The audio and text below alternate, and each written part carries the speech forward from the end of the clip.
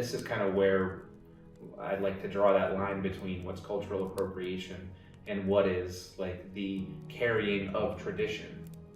Yes. Those are two different things. I would love to dive into that subject because I think it has gotten very, there's a lot of talk about cultural appropriation, and to the point where if you're someone who has spent a great deal of time invested with a culture to learn their traditions and their customs, you're still labeled as appropriating culture.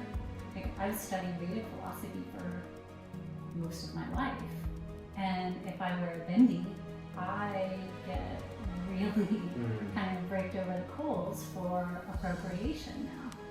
But nobody asks my backstory, and I wonder if that happens to you too, or if that comes up much where you are.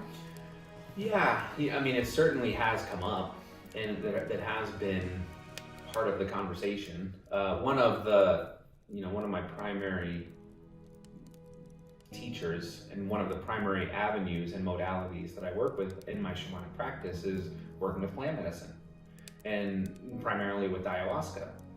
Ayahuasca is indigenous to most of South and into the northern parts of South America.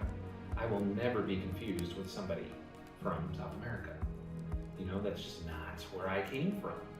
And so, but it has been one of the most transformative modalities and avenues of healing that I've experienced on my journey is through the traditions and the carriers and the medicine people of these traditions that honor and revere ayahuasca as a sacred teacher and have for thousands of years. And so, you know, what my journey through that was at first, you know, for my own healing. You know, I kind of explored these other avenues. I started practicing shamanism when I was in my teens.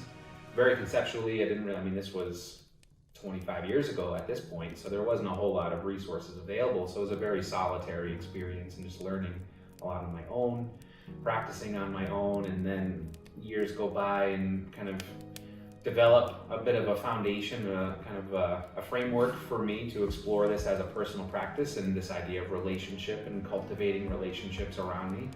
And then about 10 years ago, I was introduced to ayahuasca, and it was like just a sea change shift for me in terms of my own personal practice, my connection to these traditions and to this lineage, and also as an avenue for healing, to kind of go back to those three areas of exploration, like ayahuasca allowed an approach to those that was unlike anything I'd ever experienced. And so for years, it was I'm going as purely for my own healing, courtesy of this tradition and the carriers of this tradition, with reverence and respect paid to those who dedicated their lives and have for generations to carry on this tradition. And there were plenty of times where I got the message, early in those journeys, while I'm just kind of going through my own experience and healing, recognizing childhood trauma and how it's informed my life, where I felt like, I think ayahuasca is telling me I should be a shaman. And thankfully, for my own practice, I had encountered that voice in other areas, and I knew it to be a voice of my own. The ego is a wonderful ventriloquist, and knows just how to sound like Great Spirit, knows just how to sound like ayahuasca. So I had those early experiences of like, I think I need to do this. Like, I'm seeing how powerful it is, and I need to go and bring this back to the States. Not everybody can come down here to the jungle, and so just allowed some patience. And I'm also on the operating table, so to speak, of my own healing process, and it's not the time to go to medical school. It's the time to receive the benefit of others who have gone to medical school and learned how to heal.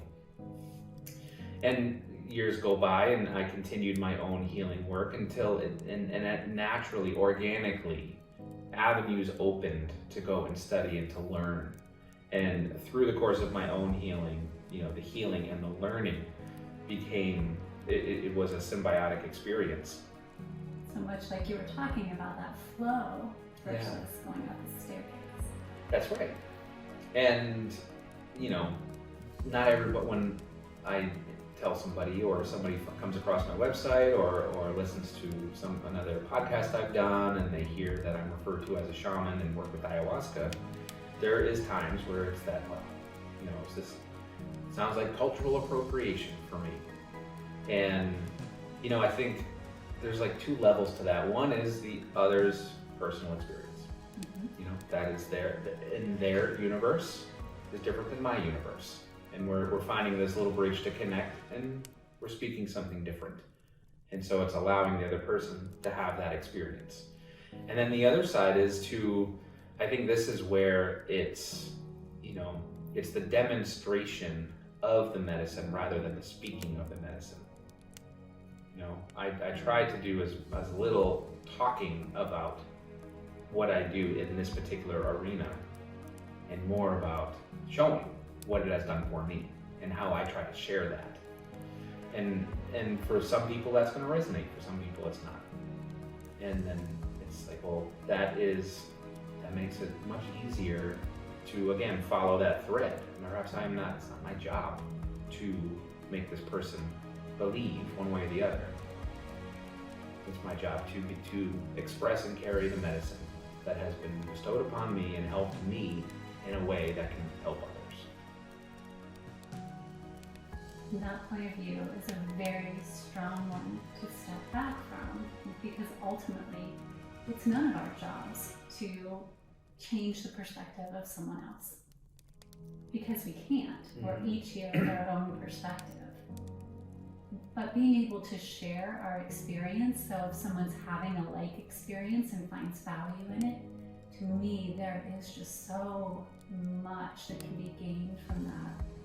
And so to hear your story of cultural appropriation and how individuals have seen that reflected in what you do really does help me as well, because I've experienced that. And for anybody else who may be studying across cultures, because they have a true defined desire to understand and utilize the benefits and the values, and another culture is open to that. And they say, come in, allow us to show you, and you're respectful, and you're honoring, and you carry that forward in a way that honors what they've gifted you, then to me, that, for me personally, is a very big difference between appropriating a culture versus diving into a culture and creating your own relationship with it. I think that's the key differentiator. It's one of those perspectives, the point of view and the focus is being put on the tradition. Whether it is me wanting to learn and experience and receive healing and then offer exchange to the tradition, the other is on the individual. It's like, what can I do to gather up the best parts of this, dress myself up in it, and then I'll go out. And I would say that majority of the time it's not a conscious thing. People who, where there is some cultural appropriation taking place, my feeling is more often, I assume the best, right? Assume good intent, that there is like an honest, earnest desire to, share the benefits of this, but without the consciousness, without the recognition of where it comes from, and the respect and reverence paid to those who are carriers of the tradition. And that's the difference. Cultural appropriation loses connection to the carriers of the medicine and those who have brought this tradition to us in this time and place. And so that's where, and with, to refer back to ayahuasca, because it is becoming more and more popular, and there are more and more, there's documentaries now and podcasts all over the place and more centers opening up. It is. And people just doing it out of their homes. That's as it becomes more available, that it becomes more, a person needs to have more intentionality about continuing to connect to that tradition. Because it used to be, you had to go down to Peru, you had to go to Brazil to experience it.